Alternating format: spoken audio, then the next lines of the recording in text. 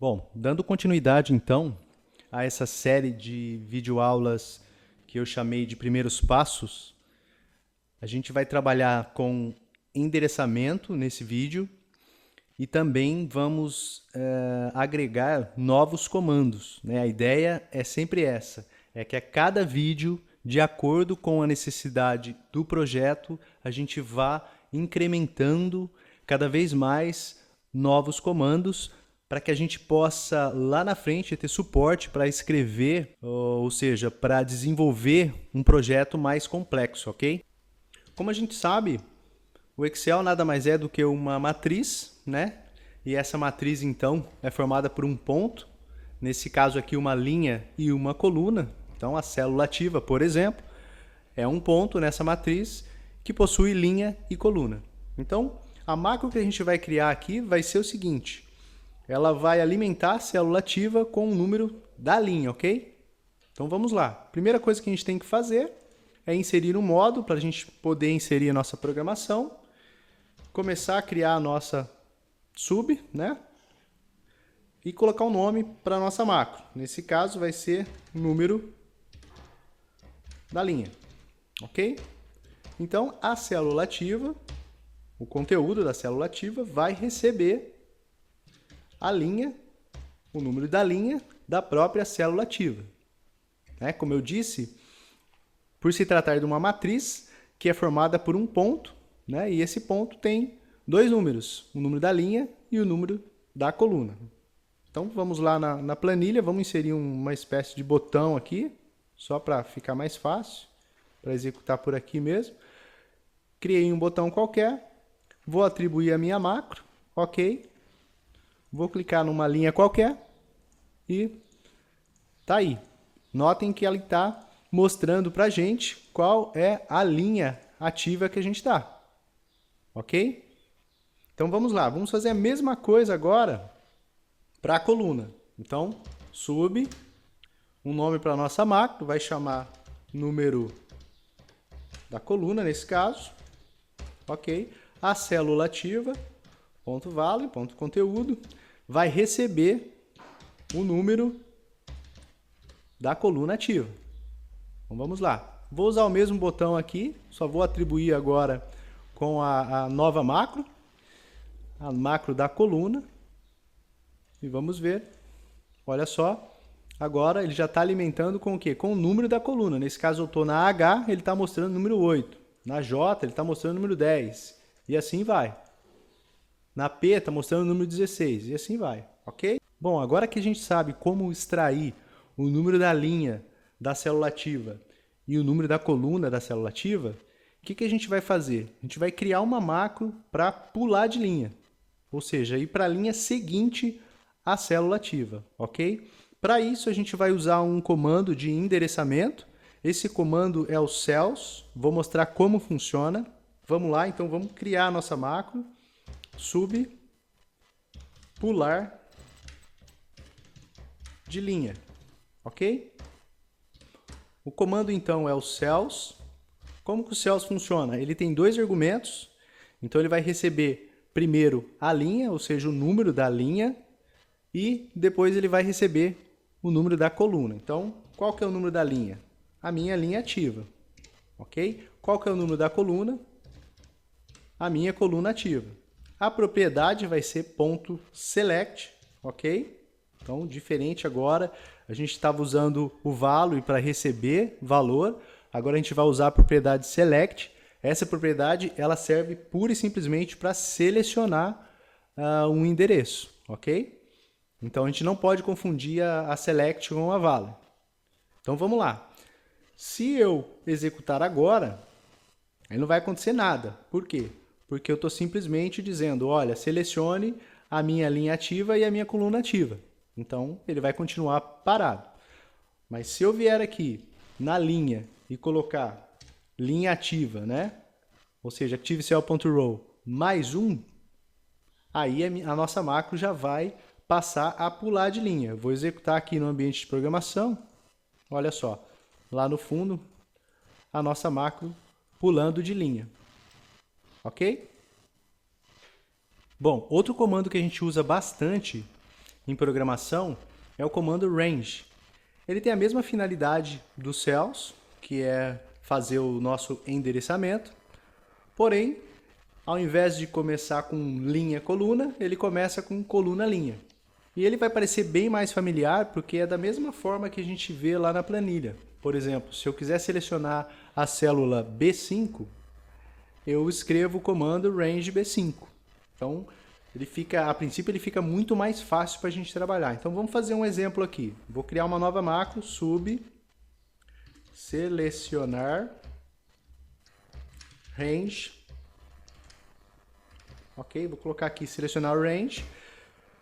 E o nosso comando é assim que se escreve, range. Eu vou selecionar a célula B5, então eu coloco o endereço B5 entre aspas. A gente vai trabalhar com texto aqui, ponto select. Então eu vou executar aqui. Notem que ele selecionou lá. Então, quer dizer, ele é bem mais amigável para a gente porque usa o endereçamento como a gente trabalha lá no ambiente de usuário, ok? Bom, vamos praticar um pouco então a outra propriedade, a value, usando os cells e o range, ok? Então o que a gente vai fazer agora? Vai criar uma macro para alimentar, por exemplo, a célula B5 com o range e com os cells. Então vamos lá. Vamos criar a nossa macro aqui em cima, né? Não tem problema a sequência, tá? A sequência que vai ser executada, a gente que determina, então não importa se a gente criou uma macro lá no primeiro e vai executar a última, não importa. O que vai importar é a execução da macro, na verdade, é o evento que vai chamar a macro e não a sequência que ela está. Então a gente pode escrever aqui em cima, sub, preencher a célula B5, ok? A gente vai usar os cells agora. Então, cells. Então, se é a B5, a gente sabe que a linha é 5 e a coluna é 2, ok? Então, é igual, ou seja, ponto value, vamos usar o ponto value aqui para alimentar, é igual a um texto que a gente vai colocar aqui, ok? Então, se eu executar aqui, F5, notem que lá no F5, aliás, lá no B5, alimentou com o texto que a gente escreveu aqui. Se eu quisesse usar o range, seria dessa forma, sub, preencher B6. Vou colocar aqui, range, ok? Esse é o nome da nossa macro, apenas. Então, range B6, notem que é um pouco diferente, né? É igual ao texto que a gente vai colocar aqui. Então, se eu executar aqui a nossa macro, ele alimenta lá com o texto que a gente colocou, ok? Bom, qual vai ser o objetivo da nossa macro aqui? A gente vai criar uma macro para enviar os dados da plan 1 para a plan 2. Então, imagine que aqui na plan 1 eu digito e na plan 2 eu recebo os dados que eu digitei na plan 1, ok? Então, vamos lá.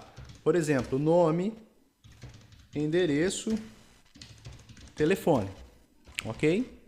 Então, imagine que eu vou preencher aqui e vou enviar para a plan 2. Então, endereço,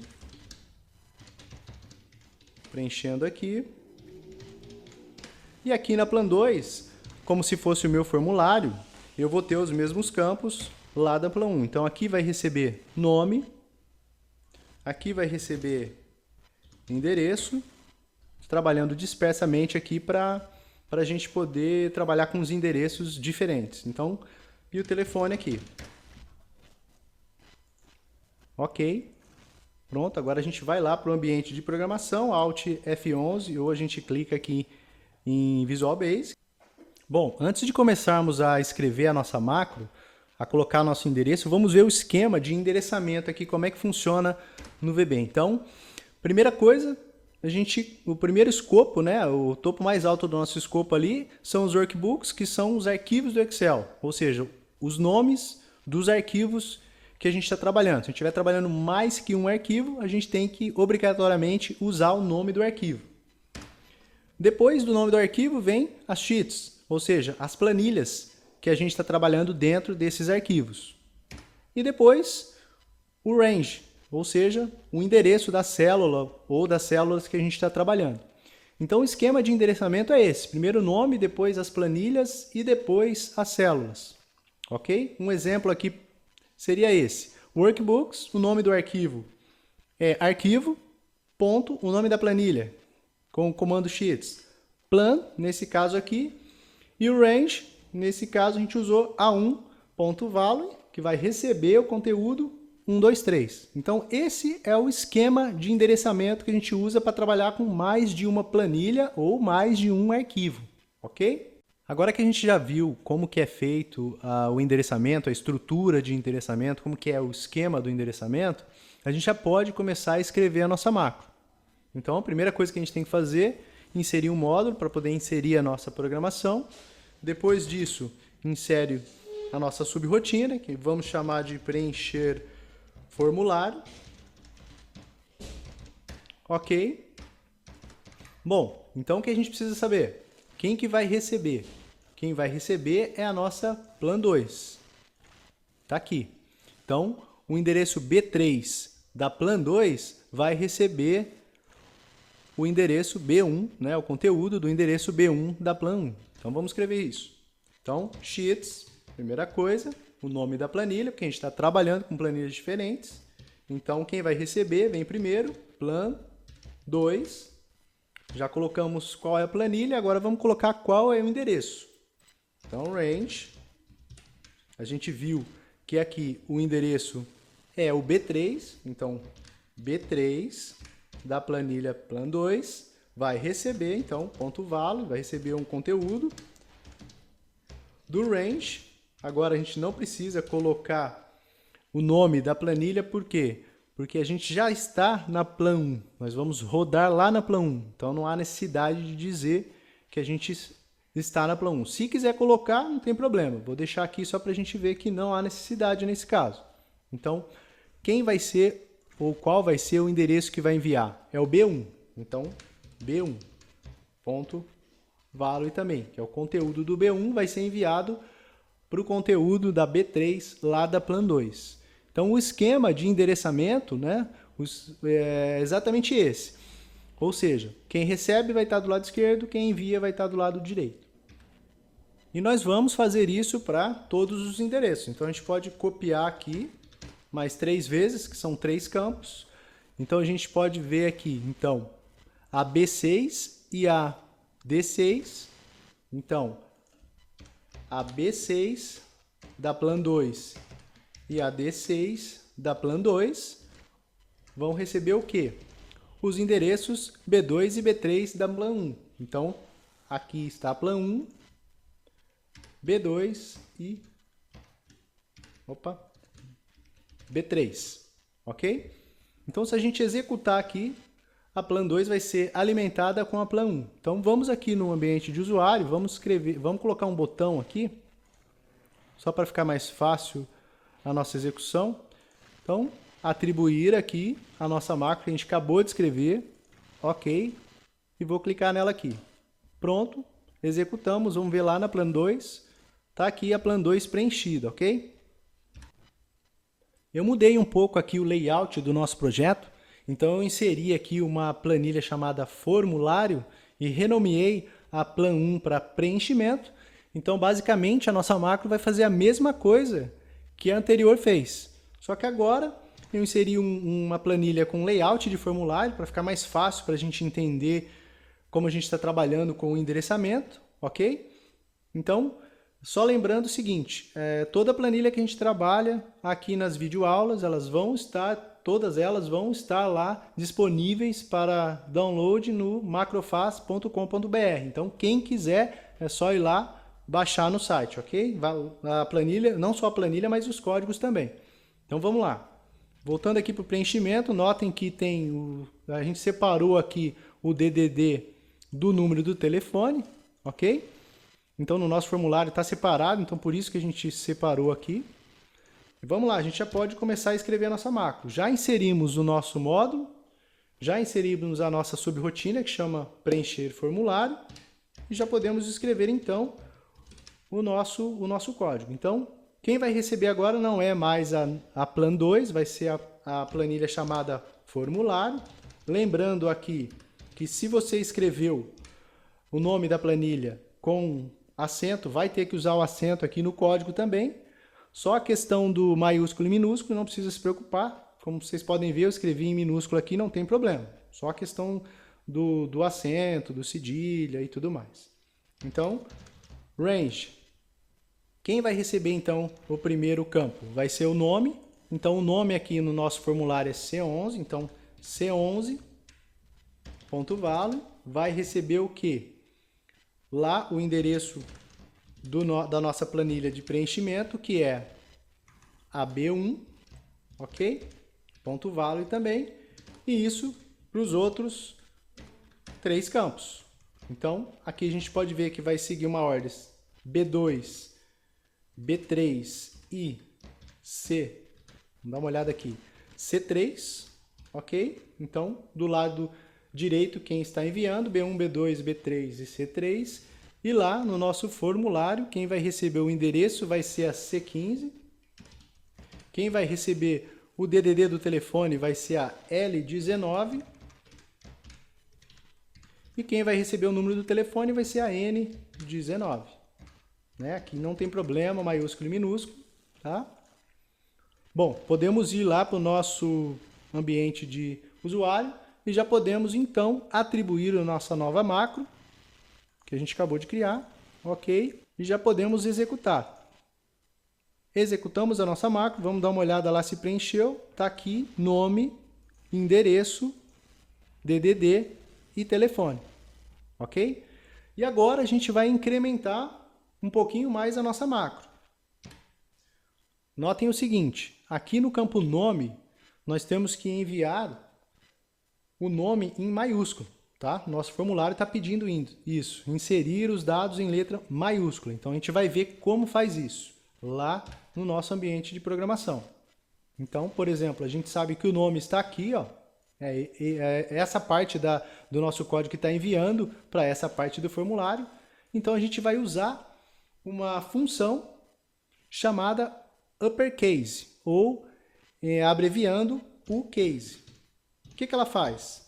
Ela torna maiúsculo o texto que a gente escreveu. Então, olha só, aqui está minúsculo, a gente colocou lá no nosso código uppercase e o endereço B1, que é o que vai enviar. Aqui eu vou escrever todo em minúsculo, né? E vou executar aqui.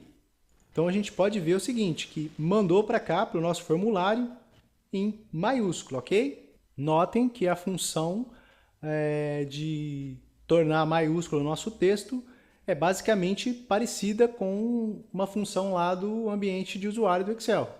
Né? A gente só não colocou o igual aqui na função, simplesmente digitou a função, abriu parênteses e colocou qual que é o texto, né? Qual que é o string que a gente vai tornar maiúsculo. É simples assim. E aí a gente pode fazer isso para todos os campos. Uppercase ou o case, abre parênteses, coloca o texto. Os números não há necessidade da gente tornar maiúsculo, porque número não tem maiúsculo, ok? Então, se a gente executar a nossa macro aqui, clicando no botão, a gente pode ver que ele mandou o nome em maiúsculo e o endereço em maiúsculo. Esse segundo vídeo vai ficando por aqui. Se você gostou, não se esqueça de dar um like aí embaixo e também de se inscrever para ficar sabendo sobre novos vídeos e tudo que acontece aqui no canal, ok? Obrigado por ter assistido. Valeu!